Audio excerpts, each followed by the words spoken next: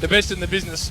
Just getting warmed right up in here too. Look at Bristle. He looks like a cat that's eaten every bit of cream. Look at Brian. We've got to address something with you, JB. Oh, that's coming up in a second. Just wait till we get to it. Damo's in very nice form. Career best. Hello, Purple. Hello, Jim. Keen to talk about John Longmire's anger from the umpires for the second consecutive time in a match against the Bulldogs. Like that, Dempster as well. There's more on that front. We'll get to the bottom of that. And the Duck just comes in and really just assesses on a Saturday. He just looks around and says, righto, we'll bring it, whatever it is, bring it, I'm ready for it. One thing when he does come in a crispy white shirt with the buttons almost ripping out of their sockets, you can be assured that it's not just the day he's interested in.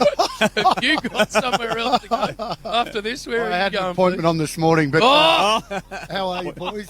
Nice to be here, listeners. What a beautiful day, I agree. It's turned out to be a perfect day, and you're right.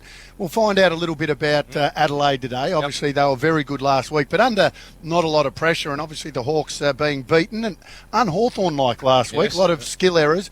Don't normally see that, so I'm really looking forward to the footy today. Yeah, it's a bit of double handling from the Hawks, which you very rarely see, so they'll be better today, no doubt. What do you got, Brian? Now, I don't know how to explain this, but word is drifting out of the Grand Prix, which is only a few days old, last weekend, in fact, that all the big names are there, Vettel and Ricardo and Raikkonen. Well, they're driving, right?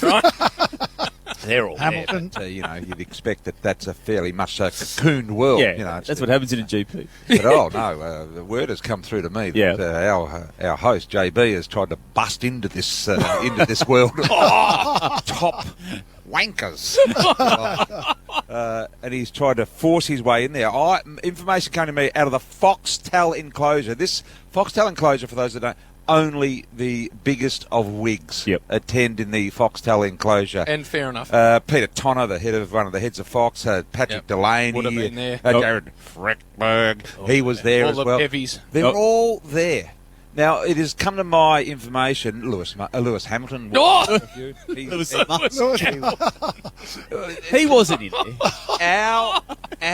Let me tell you, he was at one point. Our host, JB, was part of the Foxtel arrangement. Now, what does that mean? Every time that Peter Tonner, the head of Foxtel, shook his leg, JB was hanging on to it and was sort of mounting him. And Lewis Hammer walked in. JB didn't blink. He said, Peter Tonner, we were Foxtel, blah, blah, blah. And he just kept going and going, and this behaviour became extraordinarily obvious that JB was...